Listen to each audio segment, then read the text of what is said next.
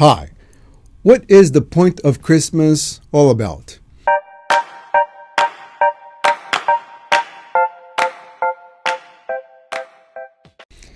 Between the holiday shopping and the holiday parties, one might forget what this moment is all about.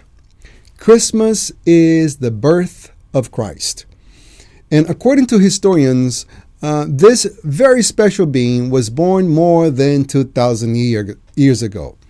But through the eyes of the Spiritist Philosophy, the birth of Christ should not be limited to a moment in history, but rather a decision that one makes in order to allow love to be born inside us. Because ultimately Christ represents love. So the birth of Christ is not necessarily a point in history, but rather a moment that we decide that love should be born inside us.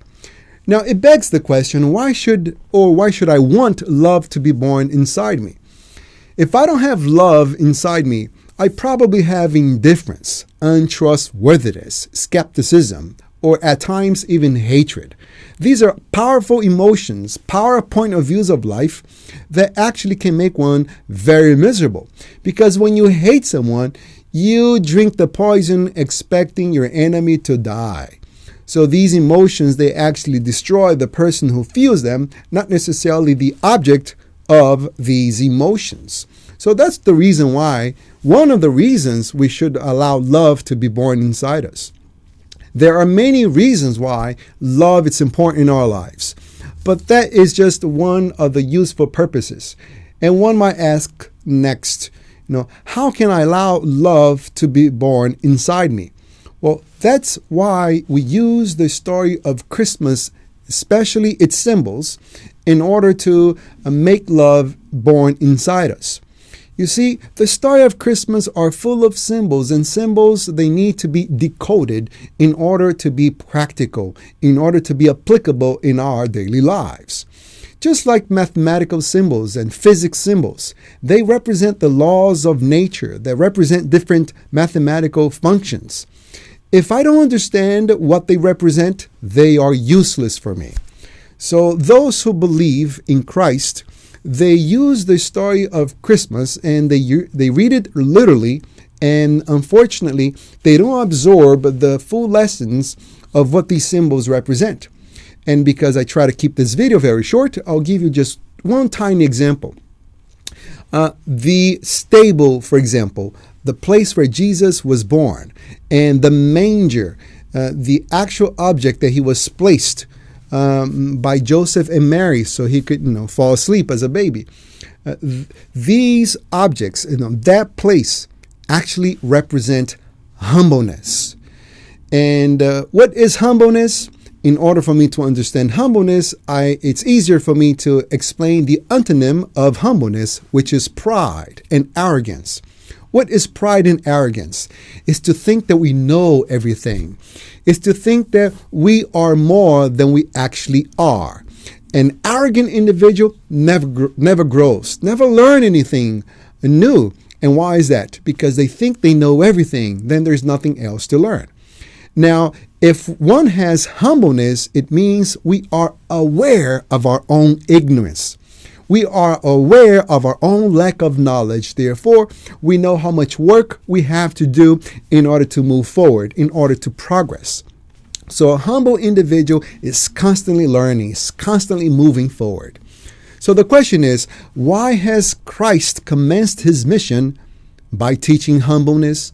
Well, that's because in order to acquire all the other virtues that he taught, one must need humbleness. In other words, we need to be aware that we don't have these virtues to begin with. And once we make ourselves humble, then one of the virtues that will be born inside us is love. And what I mean inside us, it's because humbleness and pride are incompatible. If I'm an arrogant individual, it will be very difficult for me to have love born inside me. And I'll give you just a few examples. If I'm a proud individual, I think I'm perfect. I never make mistakes. And therefore, I project this perfection onto others. And I expect everyone to be perfect towards me. And obviously, that's not possible. So I am constantly resentful because people are not bowing to me. People are not attending to my needs because I'm perfect. I expect them to be perfect. I expect them to treat me the way I make up them in my mind to be. And therefore, I'm constantly resentful. I'm constantly in a state of anger because I create too much expectation on others. Now, if I allow humbleness to be born, if I make myself humble and allow love to be born inside me, I immediately reconsider that I am full of imperfection. There is so much work to do, and I project that onto others. And now I become aware that others have so much work to do as well. And the result of that is that I comprehend people. I understand them. I forgive them. And despite of my surroundings, I'm constantly in peace with myself. And that is a tiny example of how making ourselves humble, we allow love to be inside us, and that makes us live a much peaceful and happier life. So this is why Christmas is not necessarily a point in history, but a decision that we make in order to allow Christ, meaning in order to allow love to be born inside us. And in order for love to be born inside us, we have to make ourselves humble that way, to be aware of our own lack of knowledge. I wish you guys a great Christmas, enjoying the holidays, but keep in mind, this is not necessarily a point in history, but a decision that you will make at any time of the year.